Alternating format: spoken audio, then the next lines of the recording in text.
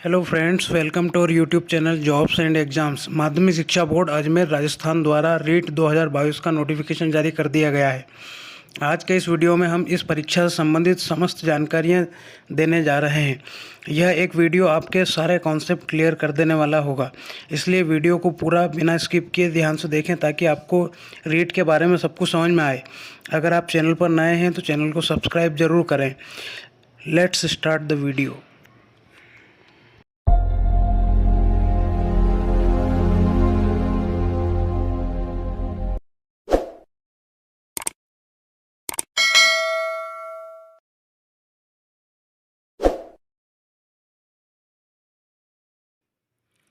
तो दोस्तों, नोटिफिकेशन को आगे बढ़ाने के पहले रीट 2022 रीट का मतलब क्या है ये समझ लेते हैं। हिंदी में राजस्थान अध्यापक पात्रता परीक्षा, जिसको आर टेट भी कहा जा सकता है, राजस्थान टीचर्स एलिजिबिलिटी टेस्ट। यह रीट जो है इसका फुल फॉर्म है Rajasthan eligibility examination for teachers. तो यहाँ पर माध्यमिक शिक्षा बोर्ड राजस्थान अजमेर द्वारा यह विज्ञप्ति जारी की गई है और इस विज्ञप्ति में क्या क्या होने वाला है ये हम समझ लें।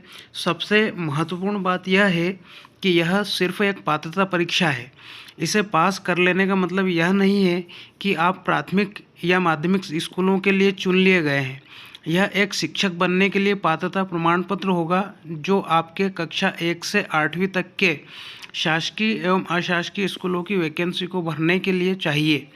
राजस्थान में इसे रीट या आर टेट के नाम से जाना जाता है। इस परीक्षा के संबंध में इस वीडियो में समस्त प्रकार के डाउट क्लियर किए गए हैं। बहुत से लोग योग्यता को लेकर कंफ्यूज रहते हैं। इस वीडियो में हम संपूर्ण जानकारी देने जा रहे हैं, इसलिए वीडियो को एक बार पूरा अवश्य देखें।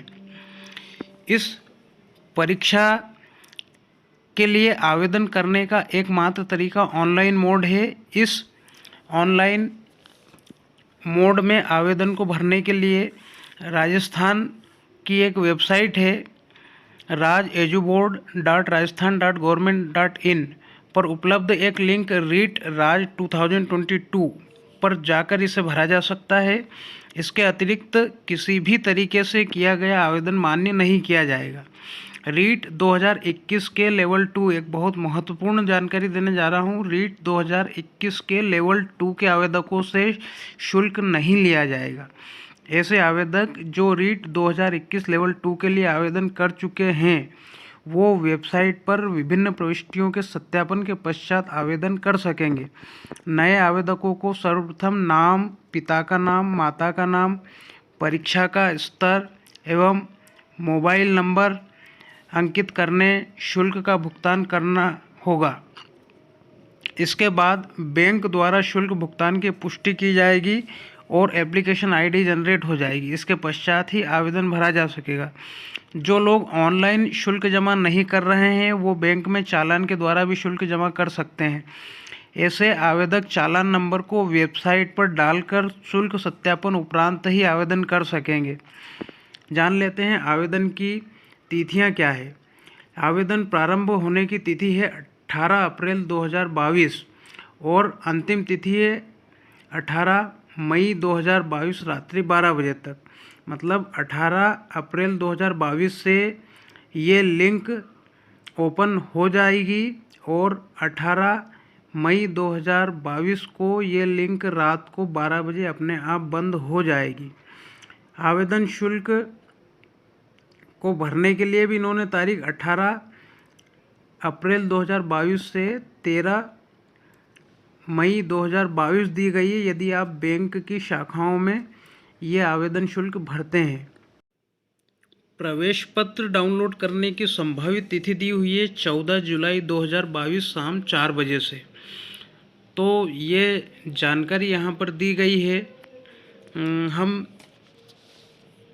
इससे संबंधित आगे की जानकारी प्राप्त करते हैं। आवेदन शुल्क क्या रहेगा इसके बारे में जानकारी ले लेते हैं। तो आवेदन शुल्क जो है वो समझ लें आप अच्छे से, क्योंकि आवेदन शुल्क जो है कई प्रकार की कैटेगरी में बांटा गया है।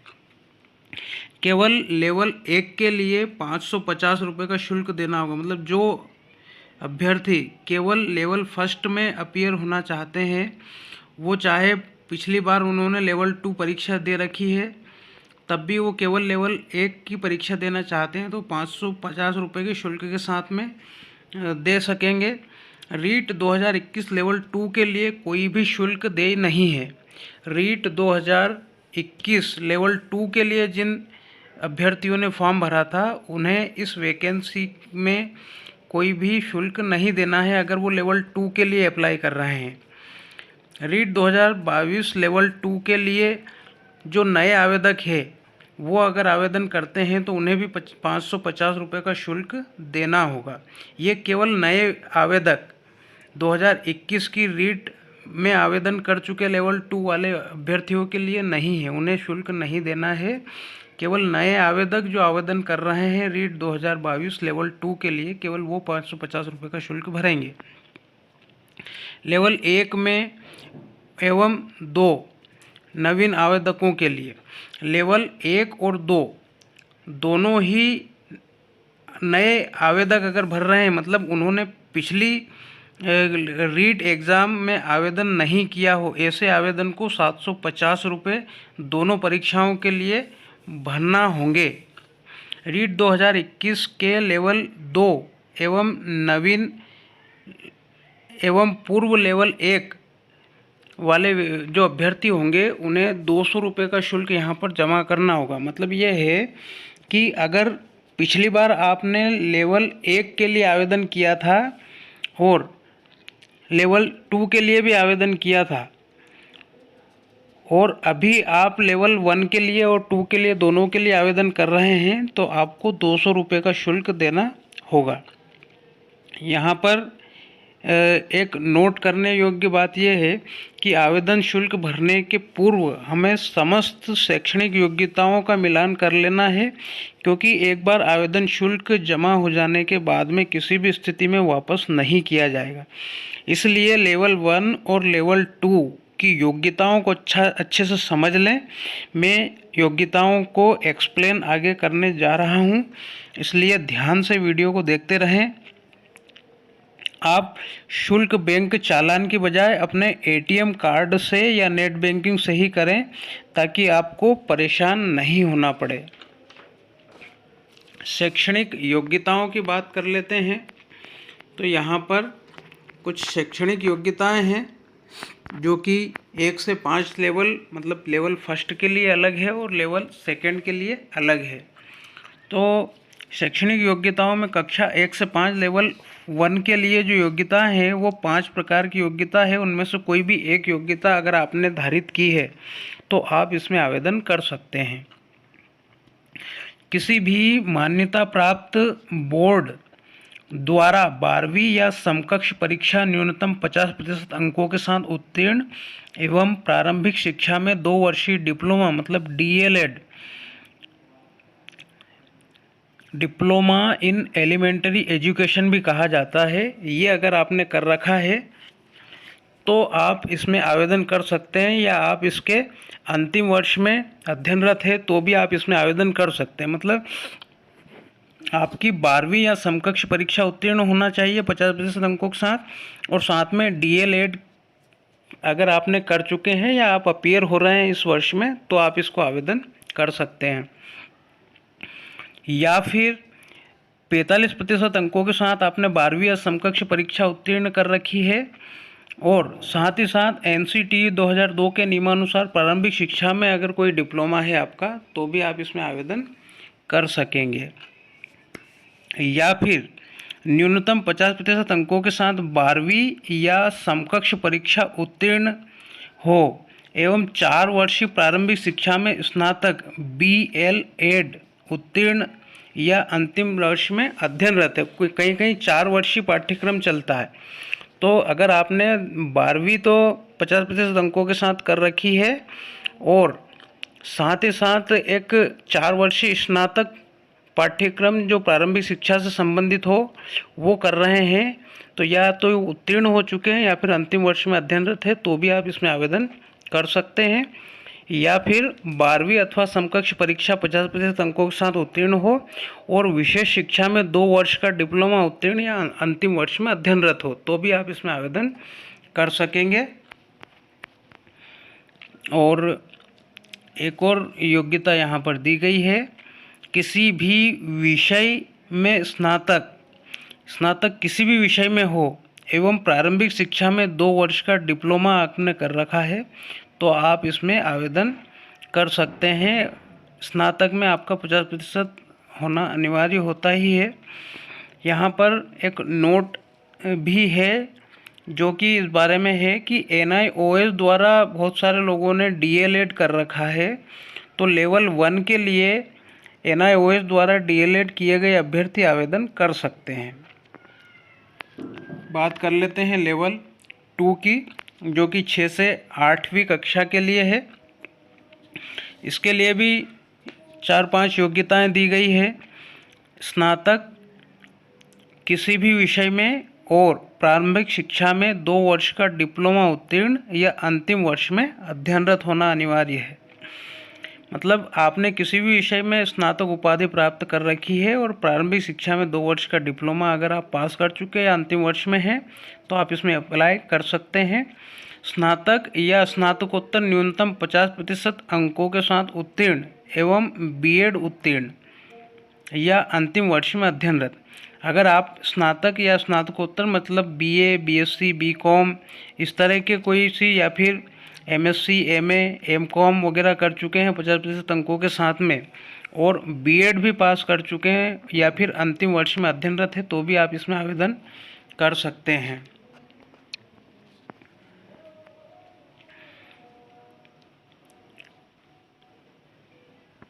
अगली योग्यता है न्यूनतम 45% अंकों के साथ स्नातक और NCTE 2002 के नियमानुसार 1 वर्षीय BEd उत्तीर्ण हो तो भी आप इसमें आवेदन कर सकते हैं।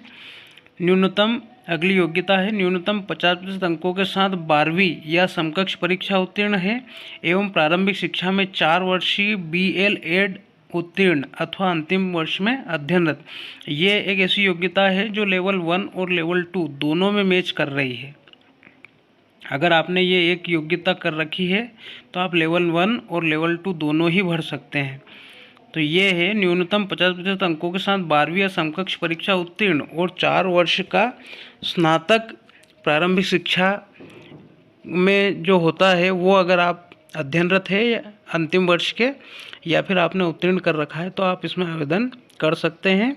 या फिर 12वीं अथवा समकक्ष परीक्षा न्यूनतम 50% अंकों के साथ में उत्तीर्ण हो और 4 वर्षीय BA BEd या BSc BEd उत्तीर्ण या अंतिम वर्ष में अध्ययनरत हो। ये कुछ विशेष राज्यों में इस प्रकार के कोर्स चलते हैं, 4 वर्षीय BA BEd और BSc BEd, मतलब BA के साथ में BEd 1 वर्षीय अलग से करवाया जाता है और ये पूरा 4 वर्षीय पाठ्यक्रम होता है। इसी प्रकार से BSc BEd का भी 4 वर्ष का पाठ्यक्रम बनाया गया है। तो ये कुछ जगह पे चलता है, तो अगर आपने ये कर रखा है तो भी आप इसमें एलिजिबल हैं। या फिर न्यूनतम 50% अंकों के साथ स्नातक अथवा स्नातकोत्तर उत्तीर्ण एवं विशेष शिक्षा में BEd अथवा अंतिम वर्ष में अध्ययनरत। अगर आपने स्नातक या स्नातकोत्तर उपाधि धारण कर रखी है और विशेष शिक्षा में आपने BEd कर रखा है या BEd के अंतिम वर्ष में अध्ययनरत हैं तो भी आप इसमें आवेदन कर सकते हैं। तो मेरे ख्याल से आपको योग्यता से संबंधित सारी जानकारी मिल गई होगी। यदि कोई कन्फ्यूजन हो तो वीडियो को पुनः एक बार और देख लें, सब क्लियर हो जाएगा। और भी कुछ महत्वपूर्ण बातें हैं जो इस वीडियो के अंत में बताऊंगा। एक और नोट है कि दोनों स्तर के अभ्यर्थियों को 5% अंकों में छूट दी जाएगी यदि वे SC ST OBC MBC EWS दिव्यांग विधवा तलाकशुदा महिला या शहरिया आदिवासी जनजातियों में शामिल हो। तो यहाँ पर 50% अंक केवल सामान्य वर्ग के लिए ही रखे गए हैं, बाकी सभी जो है यहाँ पर 45% अंकों के साथ भी आवेदन कर सकते हैं। अब बात कर लेते हैं परीक्षा के पैटर्न से संबंधित। तो परीक्षा के पैटर्न को आप अच्छे से समझ लें, क्योंकि परीक्षा की तैयारी आपको किस हिसाब से करना है वो इस पैटर्न को समझने के बाद ही आप डिसाइड कर पाएंगे।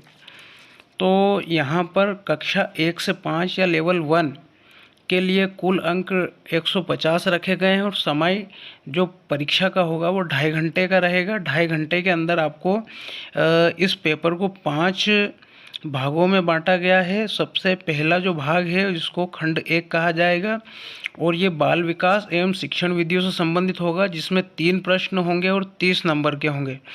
इसी प्रकार से पार्ट सेकंड में बांटा गया खंड 2 जो कि भाषा से संबंधित है, और हिंदी, अंग्रेजी, संस्कृत, उर्दू, पंजाबी, गुजराती, इनमें से कोई एक भाषा जो आपने आवेदन करते समय चुनी है उस भाषा का प्रश्न पत्र आपको देना होगा, और वो 30 अंक का प्रश्न पत्र 30 अंक का भाग होगा और 30 ही प्रश्न उसमें पूछे जाएंगे।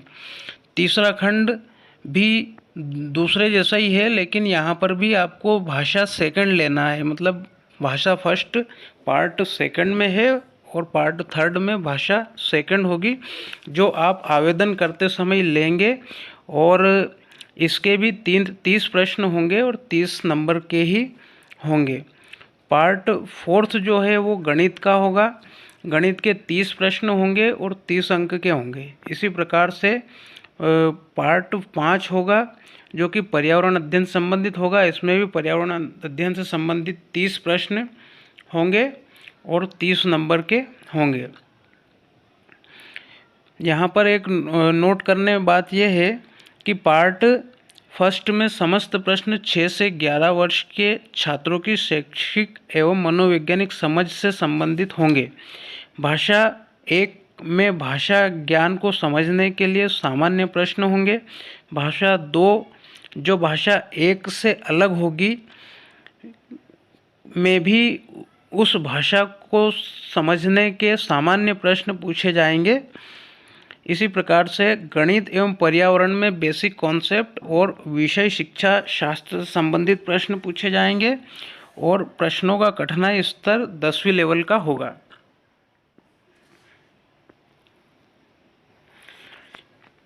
अब बात कर लेते हैं कक्षा 6 से 8 मतलब लेवल 2 के लिए। लेवल 2 के लिए अगर हम बात करें तो यहाँ पर अधिकतम अंक 150 रखे गए हैं। समय 2.5 घंटे का ही है। इसे मुख्य रूप से 4 पार्ट में बांटा गया है।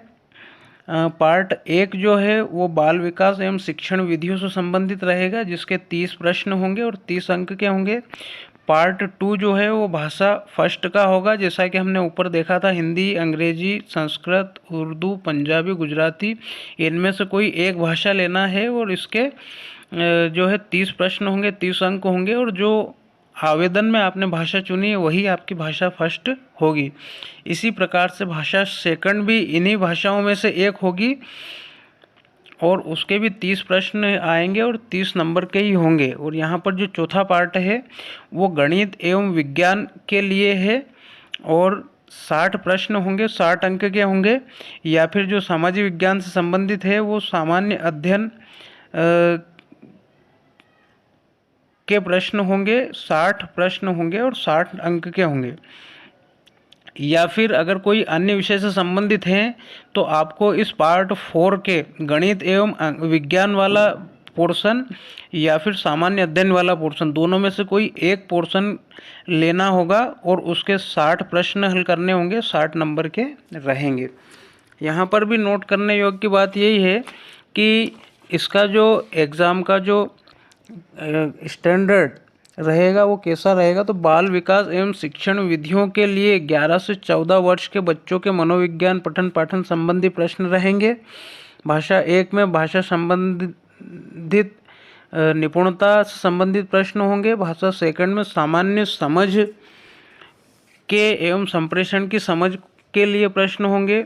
गणित एवं विज्ञान और सामान्य अध्ययन के लिए बेसिक कॉन्सेप्ट और अध्यापन कौशल से संबंधित प्रश्न होंगे। 30 प्रश्न गणित, 30 प्रश्न विज्ञान एवं सामाजिक विज्ञान शिक्षक के लिए 60 प्रश्न होंगे जो 12वीं स्तर के होंगे। तो ये परीक्षा का पैटर्न रहेगा, अच्छे से समझ लिया होगा आपने। अब परीक्षा की तिथि के बारे में बात कर लेते हैं। तो यहाँ पर परीक्षा की जो तिथि है वो 23 और 24 जुलाई 2022 रखी गई है। लेकिन अगर परीक्षार्थी अधिक होते हैं तो इसे 25 जुलाई या और भी अधिक होने पर आगे की तारीखें भी यहाँ पर ली जा सकती है। तो यहाँ पर समय की बात कर लें तो लेवल 1 के लिए 10 से 12:30 तक का समय यहाँ पर दिया गया है, और लेवल 2 के लिए 3 से 5:30 तक का समय यहाँ पर दिया गया है। जो विद्यार्थी पेपर फर्स्ट और पेपर सेकंड दोनों भरने वाले हैं उन्हें दोनों परीक्षाएं देना होगी। किसी भी एक परीक्षा देने से वो उस में उत्तीर्ण नहीं माना जाएगा। मतलब ये है कि आपने अगर दोनों परीक्षाएं भरी है तो आप अगर लेवल 1 की परीक्षा देंगे तो आप केवल लेवल 1 में ही उत्तीर्ण होंगे, और अगर लेवल 2 की परीक्षा दी है तो केवल लेवल 2 में ही उत्तीर्ण रहेंगे। और अगर आप दोनों देते हैं और दोनों में पास होते हैं तो ही आपको दोनों में उत्तीर्ण माना जाएगा। क्वालिफाइंग अंकों के बारे में बात कर लेते हैं। तो यहाँ पर क्वालिफाइंग मार्क्स भी आरक्षण से संबंधित कैटेगरीज के लिए अलग है और अनरिजर्व्ड कैटेगरीज के लिए अलग है। तो यहाँ पर सबसे पहले सामान्य एवं अनरिजर्व्ड आरक्षित श्रेणी के उम्मीदवारों के लिए जो नॉन टीएसपी क्षेत्र में रहते हैं उनके लिए 60% है, और टीएसपी क्षेत्र में जो रहते हैं उनके लिए भी 60% है। मतलब सामान्य एवं अनरिजर्व्ड कैटेगरी के जो उम्मीदवार रहेंगे, चाहे वो राजस्थान के हो चाहे वो अन्य राज्य से हो, उन्हें 60% अंक लाने होंगे, तभी वो इस परीक्षा में क्वालिफाई माने जाएंगे। वहीं एसटी के जो कैंडिडेट्स रहेंगे वो 55% मार्क्स अगर नॉन टीएसपी क्षेत्र से हैं और 36% मार्क्स अगर टीएसपी क्षेत्र से हैं, तो ये लाने पर आप क्वालिफाई माने जाएंगे। एससी एसटी अति पिछड़ा वर्ग ईडब्ल्यूएस कैटेगरी के जो उम्मीदवार रहेंगे उनके लिए 55% अंक क्वालिफाई माने जाएंगे। भूतपूर्व सैनिक विधवा परित्यक्ता अगर हैं तो आपको 50% अंकों के साथ क्वालिफाई माना जाएगा, और अगर आप दिव्यांग श्रेणी में आते हैं तो 40% अंकों के साथ उत्तीर्ण माना जाएगा, क्वालिफाई माना जाएगा। एवं शहरी या जनजाति से हैं तो 36% अंकों को ही क्वालिफाई माना जाएगा। तो यहाँ पर हर कैटेगरी के लिए अलग अलग प्रकार का क्वालिफाइंग स्टेटस रखा गया है। तो आप अपना क्वालिफाई स्टेटस चेक करें और उसके अनुसार परीक्षा की तैयारी करें। ये केवल एक पात्रता परीक्षा होने वाली है, इसमें बहुत ज़्यादा प्रतिशत बनाने से भी कुछ नहीं होगा, कम प्रतिशत बनाने से भी कुछ नहीं होगा। आपने केवल इस परीक्षा को उत्तीर्ण कर रखा है तो भी आप जो है राजस्थान सरकार द्वारा होने वाली आगे की जितनी भी परीक्षाएं हैं उनको दे सकेंगे। तो दोस्तों ये था पूरा रीट का नोटिफिकेशन। इसमें समस्त प्रकार की जानकारी हम ले चुके हैं। यहाँ पर आप अगर क्वालिफाई हो रहे हैं आवेदन करें, परीक्षा की तैयारी करें। मैं अगले वीडियो में इसके सिलेबस से संबंधित एक वीडियो लेकर आने वाला हूँ। पूर्ण रूप से सिलेबस को डिस्क्राइब करूँगा, इसलिए अगर आपने चैनल को सब्सक्राइब नहीं किया है तो चैनल को सब्सक्राइब कर लें और इस चैनल को रेगुलर विजिट करते रहें। यहाँ पर बहुत सारी वैकेंसीज टीचर्स की और अन्य विभागों की वैकेंसीज यहाँ पर दी जाती है। इसी के साथ में इस चैनल पर इन परीक्षाओं की तैयारी संबंधित वीडियो मटेरियल भी डाले जाते हैं, इसलिए चैनल को सब्सक्राइब करें, वीडियो को लाइक करें, शेयर करें। अगले वीडियो में फिर हाजिर होते हैं, तब तक के लिए बाय।